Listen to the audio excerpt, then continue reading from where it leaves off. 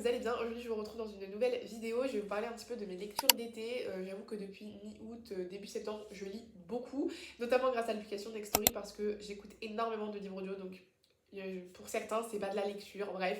Mais moi j'adore cette option parce que je suis beaucoup amenée à bouger. En fait je suis un peu hyperactive, j'ai du mal à me poser, à prendre un livre et à juste lire. Je suis trop prise dans mes pensées alors que dans un livre audio, ça me coupe totalement du monde extérieur et je suis vraiment plongée dans le livre et j'ai beaucoup plus l'impression d'être avec les personnages principaux et de pas juste être figurante et être extérieure contrairement à quand je lis par exemple sur un livre papier. Donc j'avoue, de temps en temps, j'aime bien être un peu immergée comme ça dans mon histoire. Et grâce à l'application Nextory, donc je peux écouter des livres audio mais je peux également lire en numérique et notamment je lis des romans graphiques. Alors pas beaucoup, j'avoue, je connais pas encore beaucoup trop cette sphère-là de l'application, mais de temps en temps, ça m'arrive, et en l'occurrence, je vais vous parler de deux livres, de deux romans graphiques que j'ai lus sur cette application. Donc voilà, je vais vous parler de 6 livres dans cette vidéo et je vous propose qu'on commence maintenant. Premier livre que j'ai lu, c'est La Psy de Frida McFadden. Je lui ai mis la note de 3 étoiles parce qu'il y a eu quand même pas mal d'incohérences. J'ai été un peu déçue sur ce point-là. Je vous avais pas fait le résumé. Jeunes mariés, Tricia et Ethan recherchent la maison de leurs rêves. Lorsqu'ils visitent un manoir isolé ayant appartenu au docteur Adrian Hale, une psychiatre renommée disparue sans laisser de traces 4 ans plus tôt, une violente tempête de neige les piège sur place. Et la maison n'a rien d'un coucou rassurant. Il y a ces empreintes de pas récentes sur le parquet, ces bruits à l'étage, comme si quelqu'un vivait là. Pire encore, Tricia découvre une pièce secrète qui renferme les enregistrements audio de chaque patient du Dr Hale. La jeune femme les écoute, les uns après les autres, tard dans la nuit. La toile de mensonges ayant conduit à la disparition de la psy se dévoile lentement. Mais déterrer de vilains petits secrets est un jeu dangereux et lorsque Tricia écoute le dernier enregistrement, il est déjà trop tard. Franchement, comme ça, le résumé, il donne trop envie. Mais j'ai vraiment été deg des incohérences sur la fin du roman. En fait, là où il y a un peu tout qui se dénoue, etc., dans ce thriller, et bah j'ai été déçue parce que autant les retournements de situation dans La femme de ménage par exemple, je les ai trouvés plutôt cohérents et même si j'ai pas eu envie de lire la suite de cette série, j'ai quand même aimé l'histoire. Là pour le coup j'ai aimé tout le long du livre, mais la fin elle a complètement gâché le début je trouve parce que il y a eu beaucoup d'incohérences en fait. Ouais, c'est l'auteur se contredisait, enfin c'était pas très agréable à lire et ça m'a un peu sorti de ce roman parce que j'étais en mode mais je comprenais pas en fait ce qui se passait, je comprenais pas d'où ça sortait et j'avais un peu l'impression que c'était en mode mince, j'arrive à la fin de mon roman, il faut qu'il y ait un plot twist. Bon, je vais prendre ça, mais le truc c'est que ça va pas trop avec les enregistrements audio. Enfin bref, je vais pas vous spoil, c'est pas le but. Mais ça reste un très bon thriller selon moi, mais il y a quand même sur la fin des incohérences. Cependant, je pense que ça vaut le coup de le lire pour l'ambiance qui est quand même qui fonctionne. Ça fonctionne très bien. Je suis vraiment sentie enfermé dans ce manoir, pris au piège par la tempête de neige. Et on sent quand même cette ambiance un peu pesante parce que dès le début, Tricia elle comprend qu'ils sont pas tout seuls dans ce. Enfin, qu'ils sont probablement pas tout seuls dans ce manoir. Et tout le long, on sait pas en fait. Est-ce que c'est Tricia qui est complètement parano ou est-ce qu'il y a vraiment quelque chose? Ça, pour le coup, j'ai trouvé que ça nous maintenait en haleine de ouf et j'ai beaucoup du mal à mettre pause et à aller faire autre chose. J'avais vraiment envie de lire tout le temps ce livre, mais j'avoue que sur la fin, j'étais un petit peu déçue. Mais c'est vraiment sur la toute fin, donc ça vaut quand même le coup de lire tout le roman, malgré ces quelques pages, enfin ces quelques minutes d'écoute un petit peu décousues. Le deuxième livre dont je vais vous parler, j'avoue que c'est un petit peu ma nouvelle découverte de l'année en termes de genre.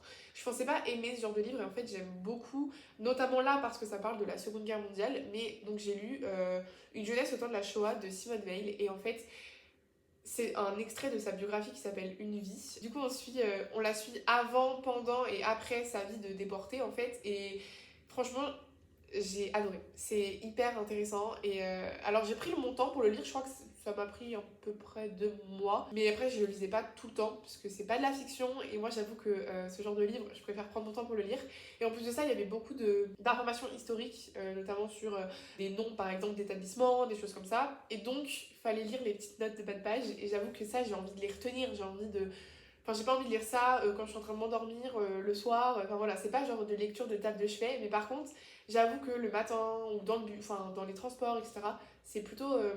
Enfin, c'est intéressant quoi. Mais pour moi, il faut être quand même réveillé pour lire ce livre. C'est pas vraiment un livre que tu as envie de lire avant de te coucher, parce que déjà l'ambiance n'est pas folle, mais en plus il y avait plein de choses que j'avais envie de retenir pour l'histoire en fait, voilà. Et en plus c'est une période que je trouve hyper intéressante. C'est un peu bizarre de dire ça, mais c'est une période qui m'intrigue de ouf en fait. Je comprends pas comment on a pu commettre de telles atrocités. Bref, j'ai pas noté ce livre parce que je trouve que c'est trop bizarre de noter une biographie, enfin j'ai trop du mal, ça voudrait un peu dire je juge la vie, enfin la manière dont l'auteur raconte sa vie, enfin bref, je vais pas noter ce livre parce que je trouve que c'est trop dur à noter, bref. Ensuite, j'ai lu, et toujours dans la continuité de lire des biographies, en apprendre plus sur les femmes de notre histoire finalement, j'ai lu les romans graphiques culottés de Pénélope Bagieux.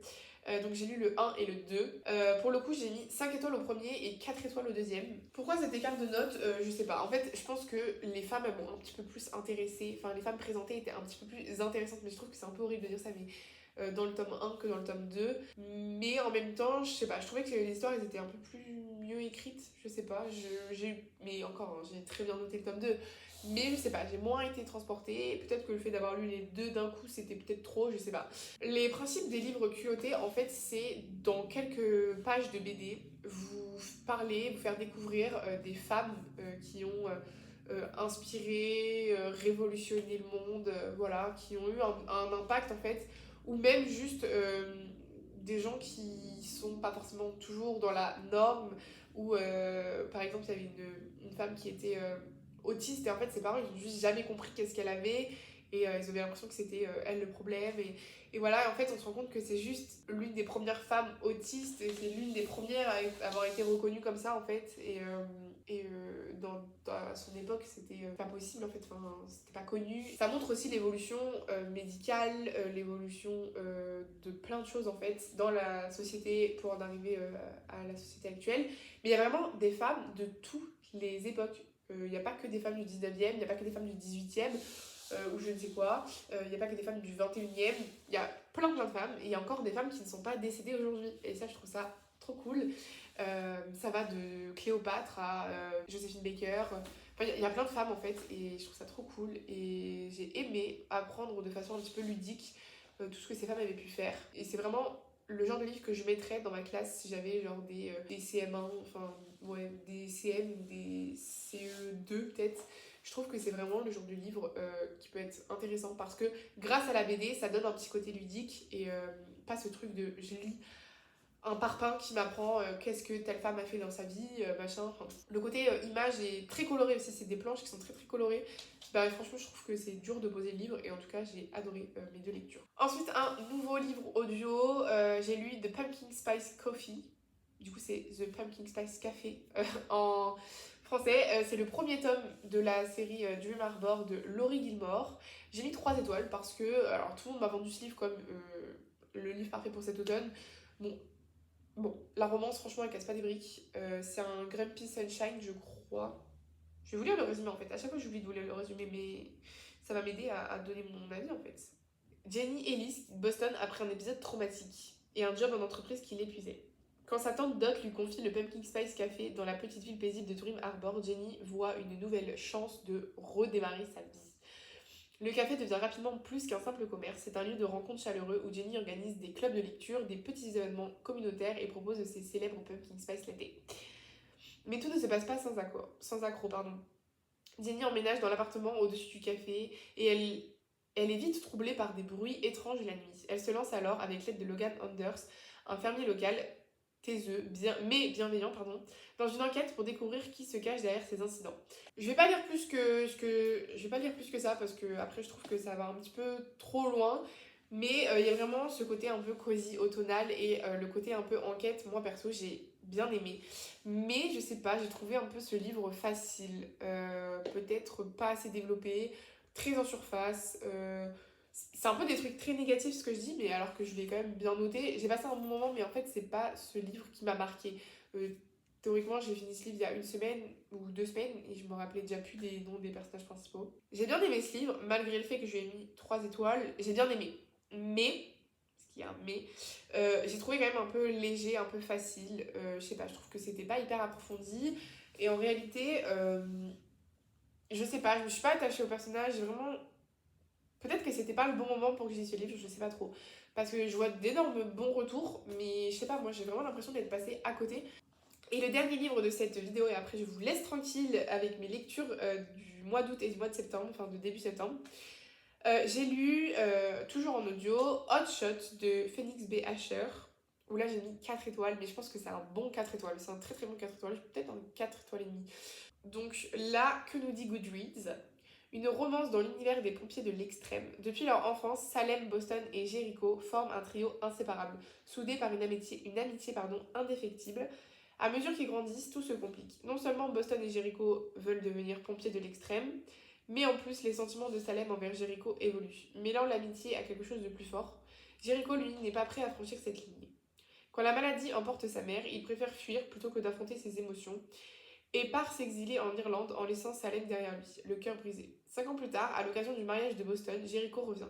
Salem devra alors affronter les blessures du passé et les sentiments qu'elle croyait oubliés. J'ai lu ce livre parce que Elise Books l'a recommandé sous une de ses vidéos YouTube. D'ailleurs, elle vient de se lancer, donc n'hésitez pas si vous êtes intéressé sur YouTube. Bref, et franchement, je m'attendais pas à ça quand j'ai lu le livre. D'ailleurs, elle le dit dans son avis Goodreads, mais elle dit qu'en gros, elle a refermé ce livre avec le cœur en vrac. C'est un roman qui l'a accueilli sans prévenir et elle s'attendait pas à autant l'aimer.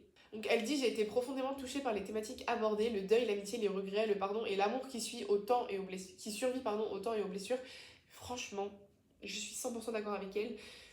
C'est hyper bien traité en fait, et même si les livres au premier abord ils donnent pas forcément envie de le lire parce que la couverture est pas spécialement hyper attirante, et puis en vrai une histoire de pompier on se dit bon, est-ce que ça va vraiment être bien, est-ce que j'ai envie de lire une histoire sur les pompiers, est-ce que finalement ça traite vraiment 100% de ça. Je suis 100% d'accord avec elle en fait dans ce qu'elle dit, dans ce traitement des thématiques en fait, parce que vraiment c'est fait avec une justesse incroyable. J'ai trouvé vraiment ça bien fait. Et c'est très bien amené, c'est très bien écrit, et franchement je vous recommande ce livre à 2000%, il est trop trop bien. Il y a peut-être quelques petits trucs qu'on fait que c'est pas un coup de cœur, mais franchement j'ai quand même adoré ce livre. Je vous le recommande à 5000%.